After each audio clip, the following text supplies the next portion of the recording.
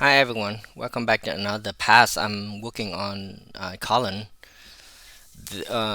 three couple months old a while back, but I didn't have chance. So now I start working on that. As usual, now you can see before I go work on another pass. Normally I just sitting on the painting side by side with the reference and just staring it, and then think about what need to be done, what went wrong, and what new direction I need to work on.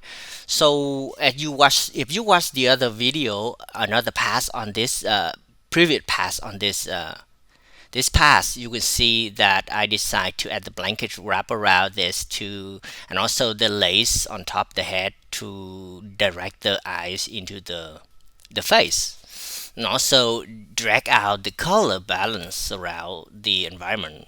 And also, I decide to work further on the blankets and material around to make it like fluffy and cozy for the baby, and identify that the baby had been wrapping around the cloth.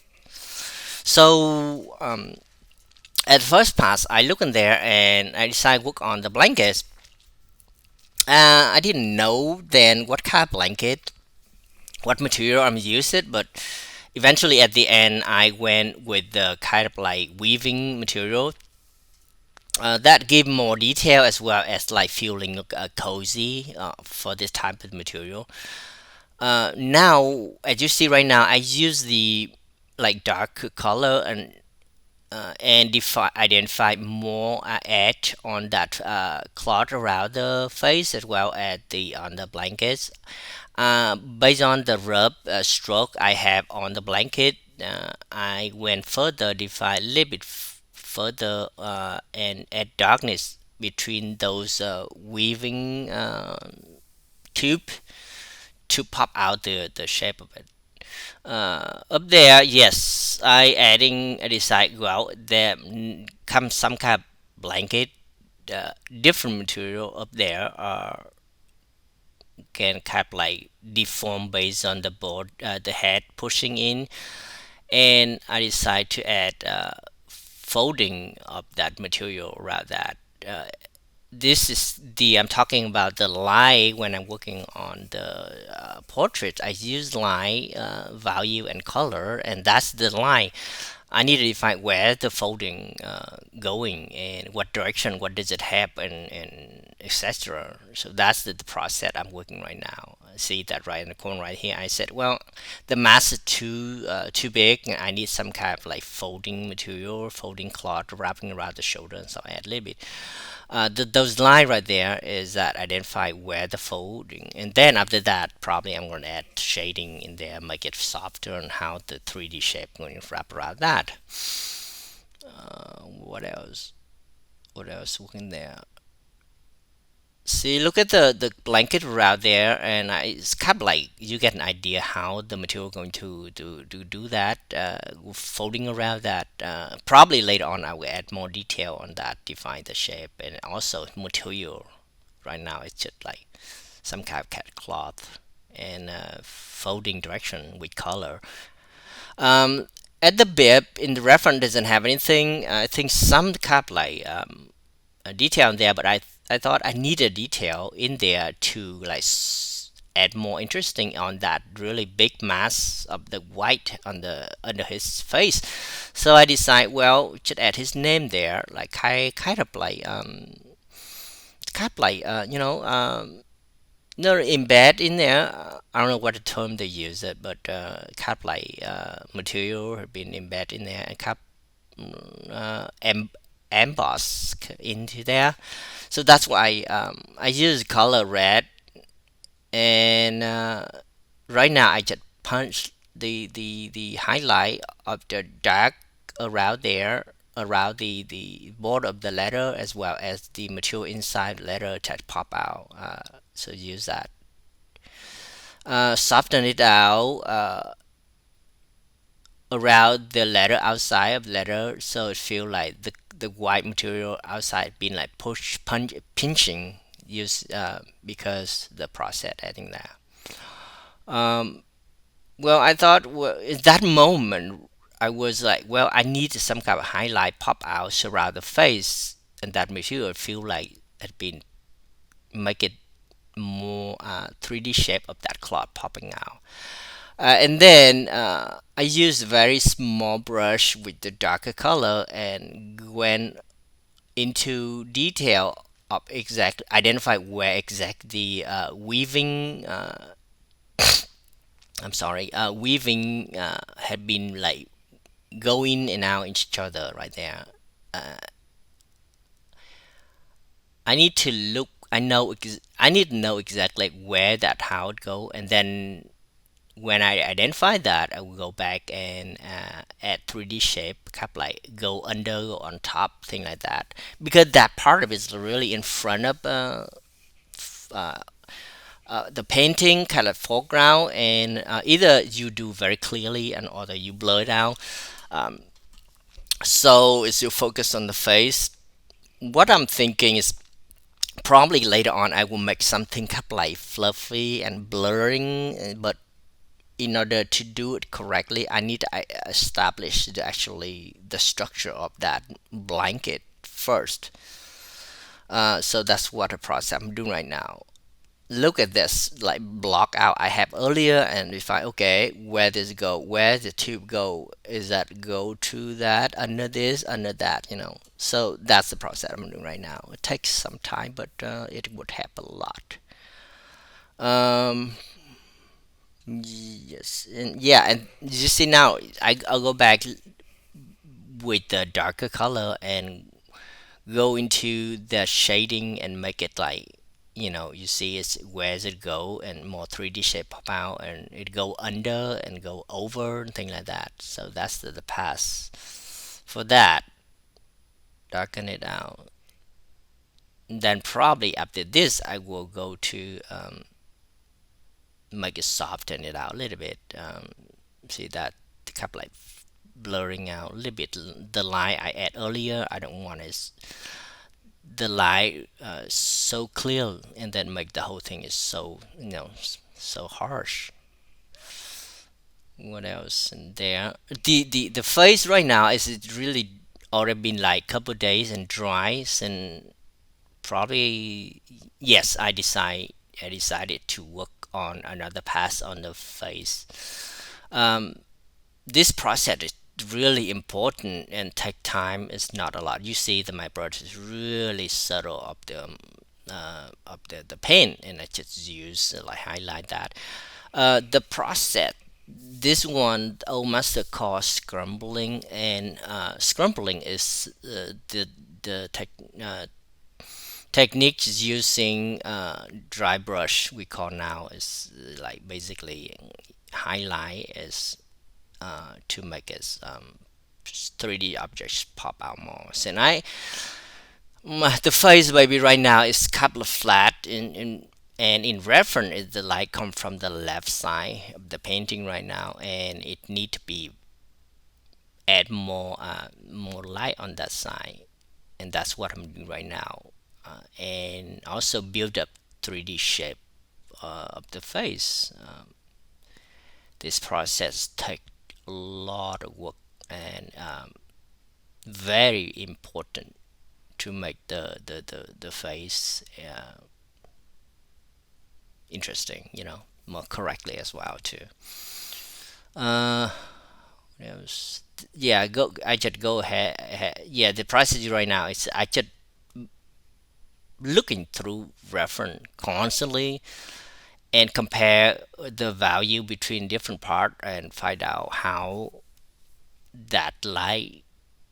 And also during the process, look at the baby feel really subtle and very hard to recognize the shape.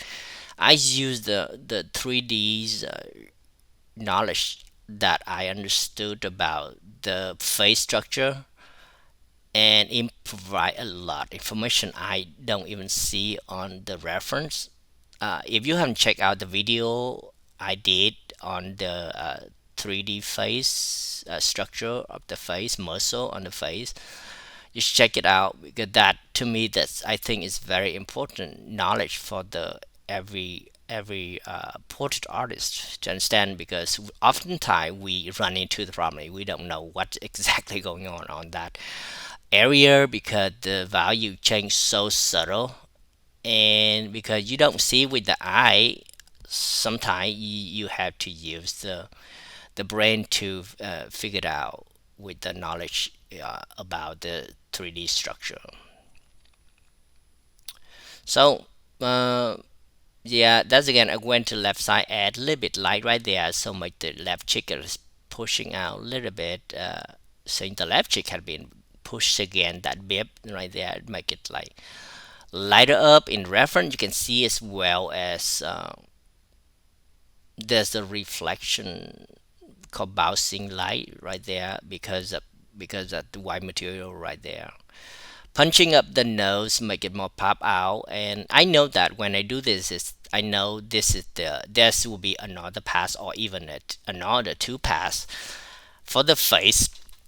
In terms of lightness, I need to add on the nose and punch a little bit further on some particular area to make the face pop out more.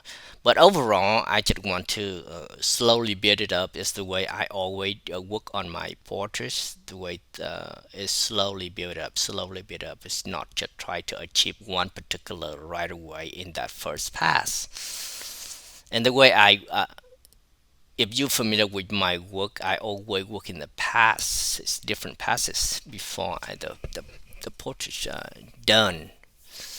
Um, Well, yes, work on the ear, overall, because the ear, the level of finish right now on the face is way behind, like advanced compared with the ear. So I said I need to work on the ear there, adding highlight because it had to go together um, for me to recognize the shape and find out is that correct shape or not, because they always relate to each other. If I'm missing one thing, I cannot see the reference, the overall.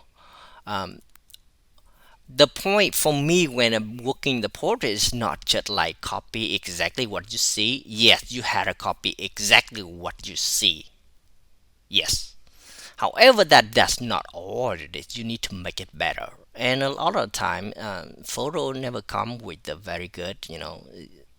There's a lot of you have to have very good photo and copy exactly like make it look good. But most time people customer they find something take from iPhone mobile, and that moment they like this, and a lot of them is very blurry and it's not very good lighting, and you want to look at that and find the best of it, and then paint the best part of the reference, and then the part is not good,